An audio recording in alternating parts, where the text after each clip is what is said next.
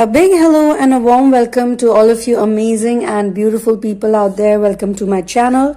And in this channeling session, I would be talking about the divine masculine's feelings towards the divine feminine. But this feeling has derived in him, or it came to him after having maybe one or maybe more than one bad experiences in love and relationships. And it's also opposite polarity, because when the divine masculine had hurt the divine feminine, when he had betrayed her, and she reached to a point where she understood that, calling him, messaging him, or trying to convince him or working things out with him, it is not going to lead to anything. And when things started dawning onto her, like when she started realizing that yes, he did actually break my heart, and he did actually leave me, or he has chosen someone else over me, or he has, publicly humiliated me, or whatever he has done. As I always say that it's different for different people. There are separate situations, there are individual situations for all cases, various trajectories, but again the feeling, the core feeling is the same. The core feeling is betrayal. How the divine feminine reaches to that feeling is an individual thing. So at that point in time, she literally felt she doesn't want to do anything with love. She was done with love. So F-U-C-K, love. Fuck love. That's what she thought, and that's what she said many times to herself. And you would probably resonate it if you have already gone through this situation where you were like, you know what, I am done with it. I did my best. I gave everything to this person. Despite having previous bad relationships, despite having so many heartbreaks before, this guy, and despite even making him feel, that you are different, you are special, I feel differently for you, I want to take risk for you. In fact, those who have been in false twin relationships also, and they've come out of it as a winner, they've successfully healed that part, and they never want to go back to that false twin again. Those people had a harder time falling in love with the divine masculine when they found him again. It wasn't easy for those DFs to trust him that he's going to be nice. And then, in the twin flame journey, there are so many differences as well. Despite those differences, like it could be age gap, it could be social status, it could be ethnicity, it could be caste, it could be creed, it could be anything. And what looks small to us, like to me individually, might be or could be big for someone else. And same goes for other people. Like what looks probably big for someone or small for someone, it could be small or big, like depending on whatever the situation is. So why I'm saying this is because a lot of times the differences, they look very normal, very puny, or very irrelevant to other people when you talk to them, when you discuss it with them. But you know how many triggers you have been facing, or how many difficulties you are facing, or how many sleepless nights you are getting because of this. So I want to say this today: when the divine feminine loves this man, the twin flame, who she hopes it's his twin flame, she really loves him. She really falls in love with him. And it's not like she falls in love with him in one go, immediately. No, that's what happens to the DM actually. The DM falls in love with her instantly, but she has to take time to process it. But the moment she starts processing it, and the moment she goes like, yeah, this could be my person, at that point in time, they don't know it's a twin flame or not, because you always research about twin flame once you have literally, gotten burnt or hurt or felt bad, or you're betrayed and you just can't figure it out. A lot of people actually come to me for personal readings also. And, they ask me that if this person is my twin or not, if this guy is or not. So when I do the readings, I don't do it only from the intuitive perspective, because I've been an intuitive reader since birth. At that time, obviously, I did not know any tarot cards or anything, It was just that when I used to meet people, I would somehow get all of their data, and it was very bizarre and it was little scary, actually quite scary, because I have attracted very dark people at a very young age. So it used to really scare me, like how these people are, how am I getting to know about them, and how is it that they know that I know something about them. So it used to be kind of uneasy, a lot of uneasiness. But obviously when I grew up in 2016, I knew this because tarot cards I've been learning for many years now. I actually had a deep interest in tarot when I was just 15 or 16 years old. So since then, I've been doing it. And then at around 18 or 19, I got, I think, my first, or maybe I was 20, I don't remember exactly, my first box of my first deck actually. And then my sister took it away, and then, sisters always like that. And then it got stolen.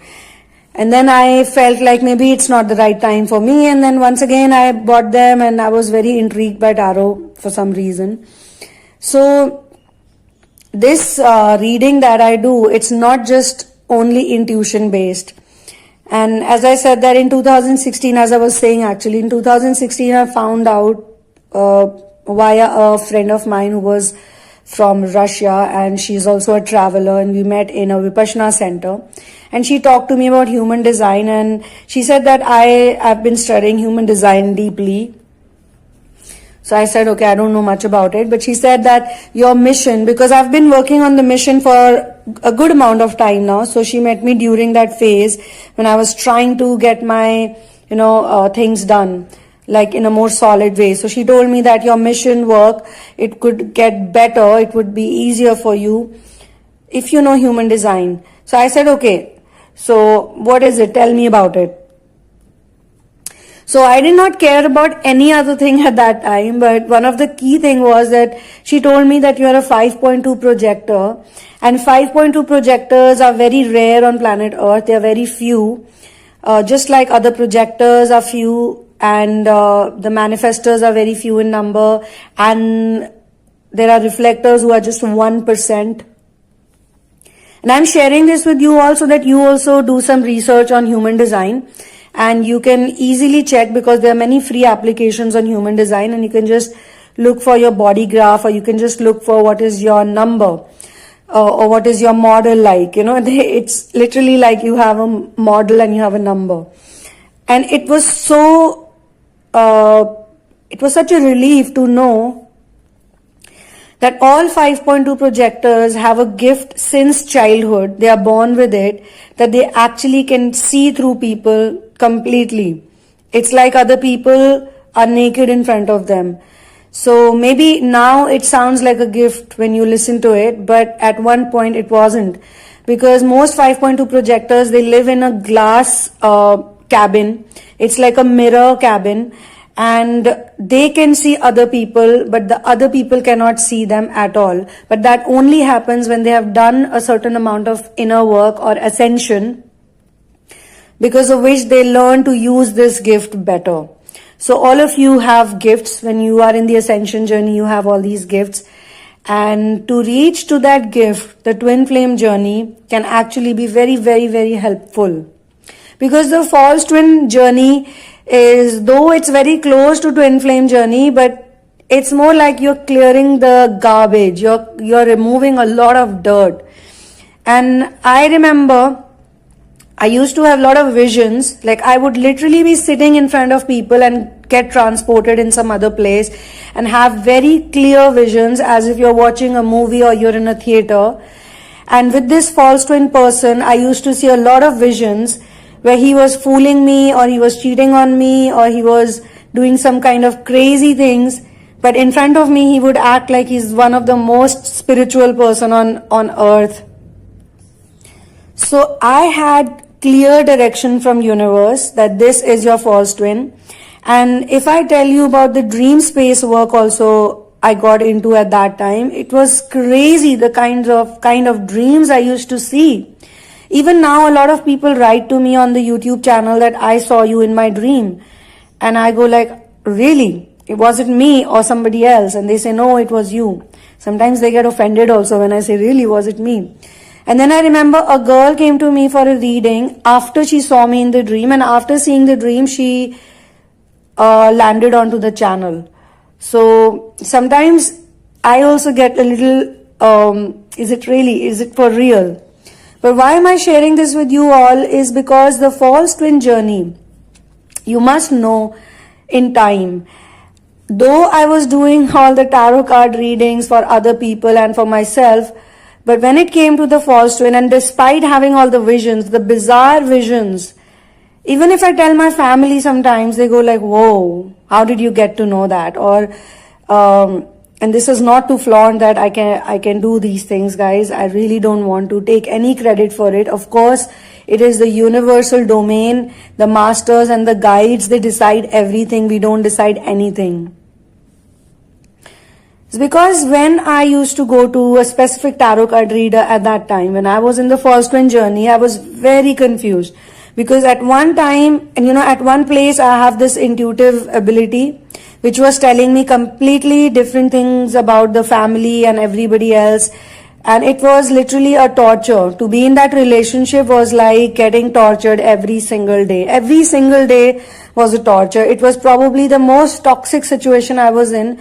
But thanks to all the gifts and thanks to all the intuition, I would always take a step back, because the moment I was going to do something big, or the day I would be like praying to God and be like, thank you God for this person in my life, I would hear something and I would see something and then I would stop. So this tarot card reader literally told me that, this false twin, of course she did not know anything about twin flames. She just told me that he is the one for you, and you'll get married with him very soon, and these are the dates, he'll come back to you, he'll meet you, he'll talk to you, etc., etc. And I used to question her again and again, are you sure? Because this can't be, I had this vision and I had this intuition. And she would be like, no, the tarot is telling me. So when I started doing readings, I really wanted to help all those people, whether they like it or not. It doesn't matter whether, because I'm not here to please you, right? If I keep telling you all the things that you want to hear from me, you'll be like, she's really good, I should keep coming to her. But later on, you'll hate me for it, or you'll be like, why did she tell me that, So in every reading, I do tell people, because I know the divine feminines, most of you have some gift or the other. It's just that you haven't developed it yet, or you're still working on it, but most of you know. So when I tell people that, this person is not your twin, he's a false twin, some of them get really sad. They go like, oh really, he's not my twin? Oh, I thought he was my twin. He keeps coming back to me. He's like this, he's doing all of those things for me. False twin relationships are like the worst loops you can ever be in. They never end the runner-chaser dynamic. In a false twin relationship, your divine masculine will never get into a permanent situation, like a permanent separation. He would be having many options, the false twin, but the divine masculine does not have any options. If he does not want to be with you, he will immediately commit to someone else. Yes, it will hurt you a lot, but you have to understand that if he didn't want to commit, or if he wasn't serious, or if he was just fooling around, then why would he marry or date or get into a public commitment with the karmic or with the false twin? That's because he doesn't know it yet. He's not that awakened to understand the difference between a false twin or a real twin, or for that matter, who is the real love, And this happens, now you understand why I was talking about all the other things. So this happens because when you get betrayed from him, you will do inner work. Because there is no way he's going to come back to you by doing all the physical things that you're doing. All the other activities that you're doing, like messaging, calling, stalking, blah, blah, blah. Or any other thing, going up to his friends, or going up to his family or talking to his, if you know anyone. Another difference in a false twin and an actual twin flame is that the false twin will make you meet a lot of people. You would know a lot of people in his circle. But he is a cheater and he is a sex addict. He or she. Whosoever.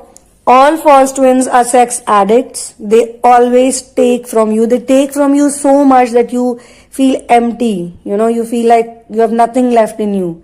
And they are really good people, as in terms of pretending a spiritual side. They use it to fool the whole world. So when they meet you, who's a genuine spiritual person, who's actually on awakening journey or ascension journey, they don't understand for a long time. They think that you're just like them, or they just probably feel that you're a dumb, stupid person. So they take you for a ride. Now, the divine masculine actually doesn't like all the testing and crisis which individually happens on the divine feminine side, because she has been in false twin relationship and she has more experience of false twin before meeting the actual twin. And this guy tends, okay, and the divine masculine will understand this whole thing about false twins or fake people fooling others, or fake spiritual people, or fake good people, or fake charity doers. Like, there are a lot of people who do charity because they want to go to heaven, or they just want to balance out all the bad things they've done. They must have done a lot of bad things and they're very well aware about it. They could have even poisoned people. They can go to any extent. They're crazy. False twins are psychos. And it's like they keep coming back to you. They keep coming back to you. They only will stop coming back to you when you have cleared that lesson, when you have learned the lesson. In the other channel, which is Twin Flame Union, currently I've been channeling a lot of lessons. So if you feel that you need to know what those lessons are, then go ahead and check it out and make most out of all the content over there. And at the same time, listen to your guides, listen to your masters, listen to the universal messages. I know, despite getting all the visions and despite seeing all these messages and the dream work that I was doing, the false twin relationship in my case actually was very long. And in my case, I'm talking about myself today in this channeling because I know a lot of you also resonate with the energies. A lot of us resonate with each other, but I really want everyone to benefit from whatever I have learned so far. So if you do get visions and if you do get dream work, dream space work is being done to you, you'll be told about your divine masculine in your dreams. Trust me. Because when you are with the false twin, you'll get all those dreams. They will tell you that he is not the one. Go away from him or her, whatever. Stay away. They are not good people. I want to mention this here that because I always remember these type of conversations. There was a girl, if she's listening to it, she would know I'm talking about her. She's not, then I hope she listens to this, or she gets, she gets the guidance, or even if she's getting the guidance, if she's dicey, she should not be dicey. So this girl contacted me after she saw me in a dream, and the dream was very clear. She wanted to know, back then I was doing dream interpretation readings also, which I don't do now. I've discontinued that. So she wanted to do the dream interpretation because she was very shocked to see a person in her dream and then later on find out that, she's running a channel on YouTube on the same subject. So when I told her that, darling, this person is your false twin, and even in your dream you have been guided that he is your false twin. And the only reason why she saw me in the dream is probably the universe wanted her to somehow get a reading from me, or, just talk to me, and I would tell her the same thing. And I did tell her the same thing. I told her it's a false twin and you should end the relationship ASAP. And she said, I can't. And if this is so difficult, if this false twin journey is so difficult, what about the twin flame journey? That's going to be even harder. Actually, those who have been in the false twin journey, you will feel that your twin flame, your actual twin flame journey is much better. Yes, it will be hurting you, it will be putting you through all the stages, and you'll be going through the runner-chaser dynamic also, but you'll be a more mature person. You'll be much better at things. You'll learn faster. Now, in this channeling session, obviously the divine masculine is more like he is getting what he gave to the feminine, and he's really hurt. The karmics, the false twins have literally boggled his mind. He's like, does love really exist, or what do people do? Is this what they do? Like, I don't want to be in love. I don't want to date anyone. I don't want to be in relationship with anyone. Now, also, while he's going through these horrible experiences, mentally exhausting, emotionally exhausting, shocking, say he meets a girl. I'm just going to give you a hypothetical example. He meets a girl. She's running some NGO, or she does some charity, or something nice, like she's working with old people, or she's running an orphanage, or it looks like she has a mission, because divine feminines generally have the mission, but not these false twin girls. So he's really enamored by her. He actually compares her with the divine feminine. He goes like, divine feminine looks like a stupid person. I don't even know what she does or what she's doing. But look at this girl, she's so amazing. Look at the charity work she's doing, and look at the NGO she's running, or look at the orphans she's taking care of, or whatever. But he still has to learn the lesson between fake humanitarians and genuine humanitarians. He doesn't know that yet. So he has to be in the false twin experience, or he has to be in that karmic experience. So when he goes through this runner-chaser dynamic, or even in the initial stage, she is not sure if he's the actual guy or not, because she's dated all the crazy people, and all the toxic relationships. And it's not like all the people she's dated were crazy, but some of them were good also, but it didn't work out for her. It didn't work out, the commitment didn't work out, or long-term relationship just ended. So she always had this, feeling in her heart that I don't want to do this again. Like, if I again get into a deep relationship and again it will not work out, it would be so tiring. So she was careful. Now he saw this being careful, being cautious as something else. Like, he took it very personally, as if he's not good enough. And then the runner-chaser dynamic happened, which was like, he was obviously not happy about it as well. And then he met some karmic, or he already knew the karmic, or whatever it was. He felt that, oh, this is such a nice girl, she's so much better. And it can be girl and guy in different cases. So I must be with her, because, the other one is so annoying. So he gets into this relationship, and now, after he's with this evil girl, when he meets these type of evil and toxic people, and he gives to them, and he sees what they are capable of doing, like how low they can stoop for money, or for fame, or for popularity, or anything, he then thinks about his divine feminine. Now let me also tell you one more thing, guys. This is very important that I share this in my channeling today. A lot of people think that spiritual people have a kind of image. Like they probably wear some long gowns, they open their hair, and they are always sitting in the lotus position, and they are always talking like, oh, hi, how are you doing? Are you nice? Are you happy? Oh, God's grace on you. Oh, my love. They don't have to be like that. If you're a real spiritual person, or if you're actually on the ascension journey, then you're gonna be like, how you should be.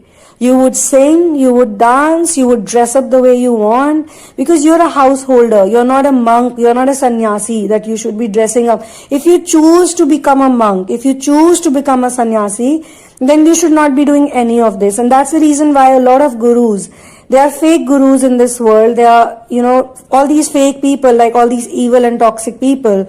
This is how the divine masculine also learns this very, very, very, very important lesson of this journey. that if you are a spiritual person, or if you are an awakening person or somebody who's already awakened, then you're not going to do all of these fake things. If you're a monk, then you'll live like a monk. If you're a householder, you'll live like a householder. You'll have a job, you'll have a business, you'll go and meet other people. If you want to dress up in a certain way, you'll dress up. You're not going to change because you want to have a spiritual image. You guys can also follow my Instagram account, which is the Sunamoon Goddess. I also have other YouTube channels that I keep talking about or keep sharing about. These channels and this page that I have made is specifically for all the people who are in the twin flame journey, to make you realize that you got to be yourself. You have to be very normal. You have to do everything you love to do. You want to travel. You want to cook. You want to hang out with your pets. You want to go out, enjoy yourself, enjoy your day. You want to do makeup.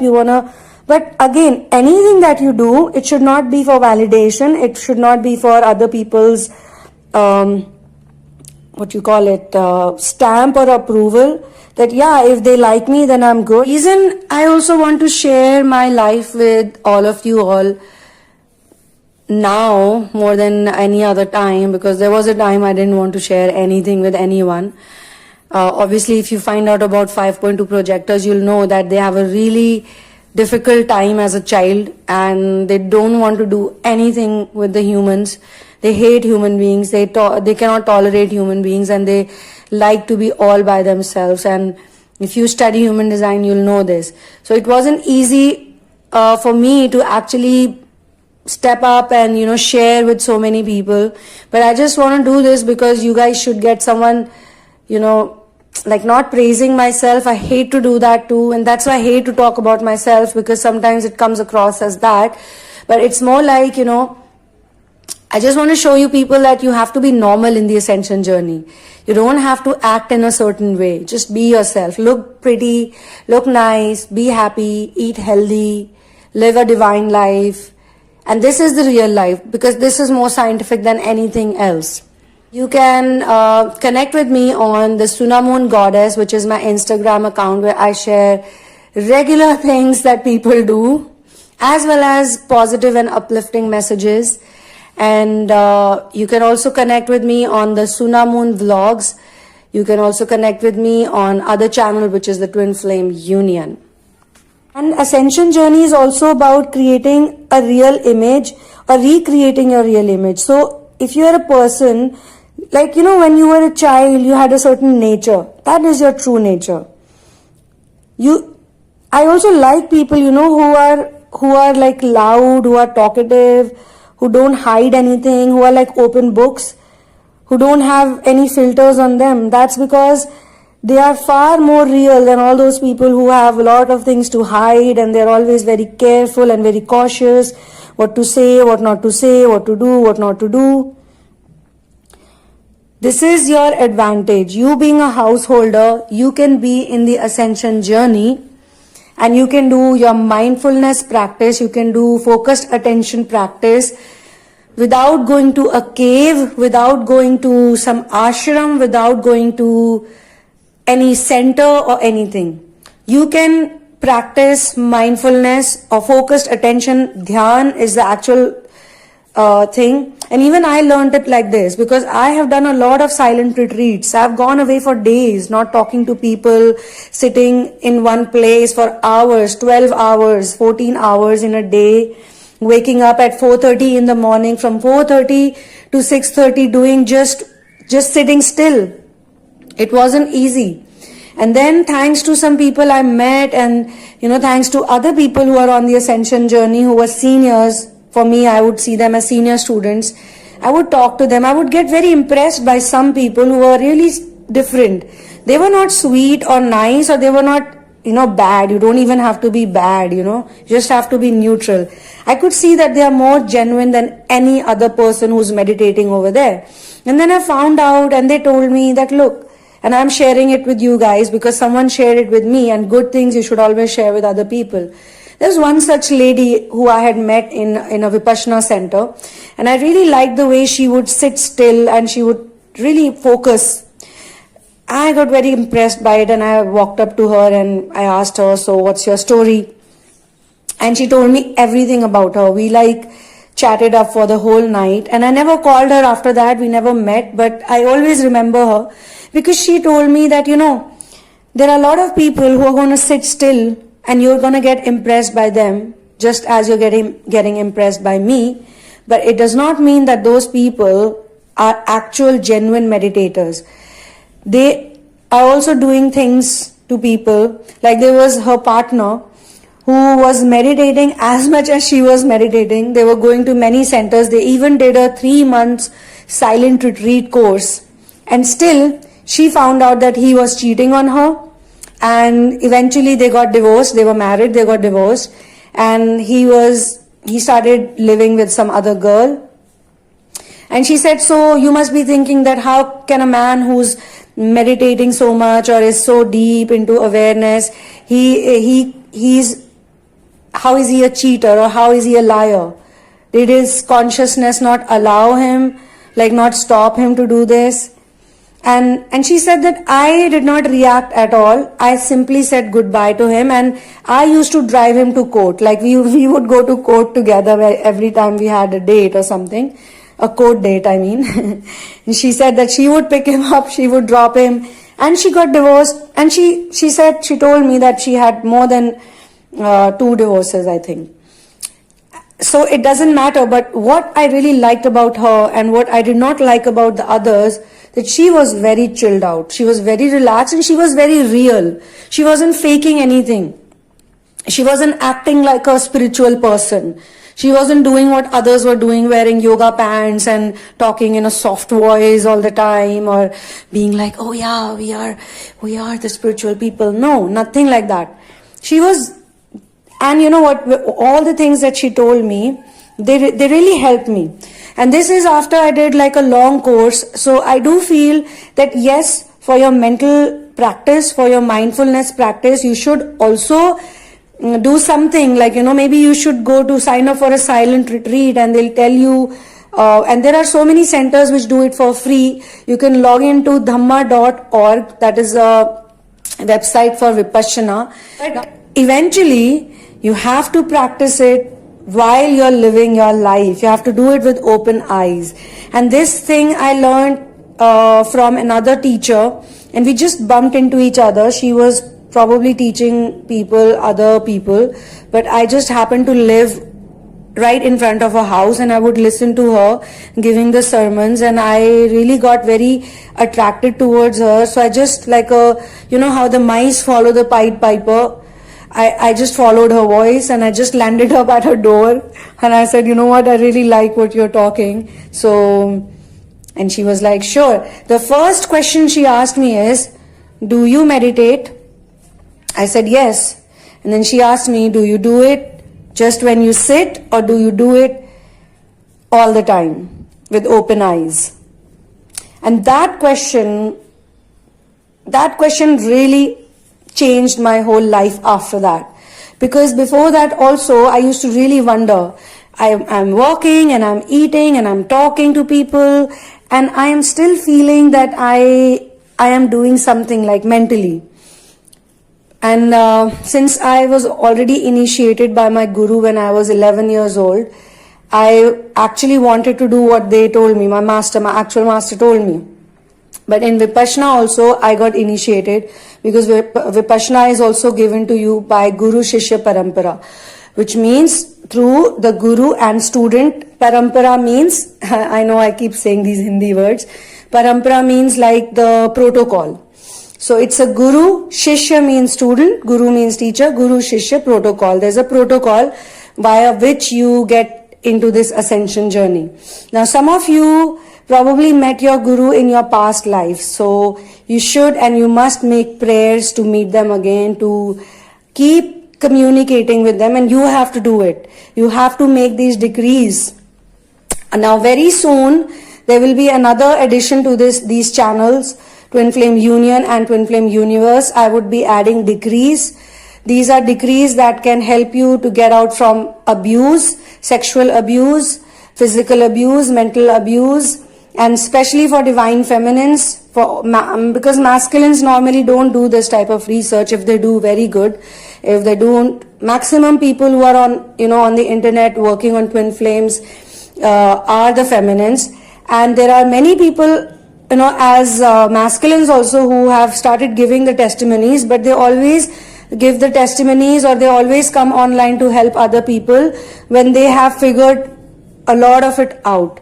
So then they want to, show the path to others also, that, I also ran away like this, and I also did this, and I also went there, and I also did this, but it had nothing to do with my feminine. I always loved her.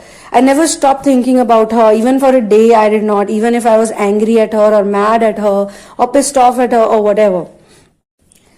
So here in this session, the feeling is that he is now done with love, as much as she at one time was done with love because of him, thanks to him. But it was very important because she started doing her ascension work.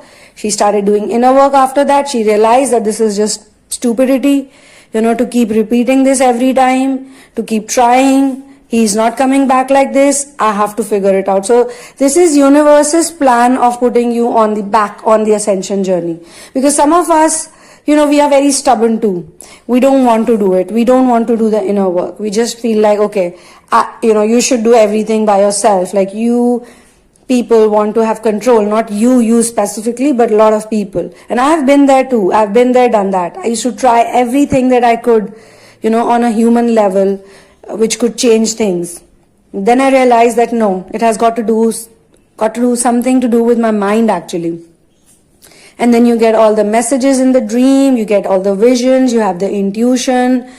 And then you slowly and gradually also learn to use the intuition. Because when the divine feminine is not developed, she is not very clear, she's not very confident with the intuitions. So she will get the intuitions, but she would be like, just the way I did, during the first twin journey, I was getting visions. Like imagine you're sitting with 100 other people, you're meditating for 14 hours a day, and you're silent for so many days, and during that time, because your mind is so clear, you're so, your energies are so good, universe decides to show you something.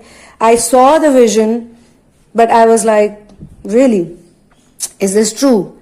And later on, when I got the confirmation that what I saw in my vision was actually happening in real time in another location, it was bizarre when I got to know that yes, everything that I had seen, everything, second by second, minute by minute, was exactly how it had happened. So when I got the vision, it was happening in real time. And then 10 days later, when I got out of the center, I started finding out that whatever I saw, was it real or not? So love is something that you don't learn by relationships alone. You learn about love because of heartbreaks, because of betrayals. When you meet wrong people, you learn to identify the right people. And this is how the divine masculine is now learning. But he is also feeling bad about his emotion towards the feminine. He's suddenly thinking that, what, my DF was doing so many wonderful things since such a long time, and what did I do? I insulted her, I humiliated her, I ghosted her, I didn't even talk to her properly, I did not give, a chance to her. And then I chose this evil woman who has ruined me completely, who has tortured me so much that no one has. And this torture is not only because she's cheating on him, or she's just using him sexually, or she's so nice that his whole family thinks he's nice other than him. It's also because she's showing him the side, that side, a very dark side of human beings. Your face is of a human, but what you're doing is pure evil. So when he sees that, maybe she's running an orphanage and she's doing some really horrible things to the children, or maybe she's only doing it for money. She's probably running an NGO, she's getting a lot of support, financial support, lakhs of rupees, or, like in English language, you don't use lakh, you use millions of dollars she's getting as fund or as aid, but she's just using it for her own enjoyment. She's not even helping people, but she has this whole facade, whole charade that she's doing. And it can be she, it can be he, depending on who is the DM. If the DM is a woman, then obviously it would be shown to her by a him, and she'll see like the worst face of a man, which is, the mask is so beautiful, the outer face is so perfect, so nice, so perfect, but the inner thing is so yucky. It is so yucky, so murky, and that teaches her the lesson. So she then, I've already mentioned what she does, and then how he gets affected, he gets triggered. So they don't want to be in love, but this is happening to them on separate timelines. Though this is a timeless reading, whenever you listen to it, it could fall true for you. Thank you so much for being here with me. I really appreciate you all. I really appreciate everything that you're doing to become your real version, the true self, the actual you, so that you can just be. So, on that note, I will close this channeling session here. Thank you so much for being here with me. One love and peace out.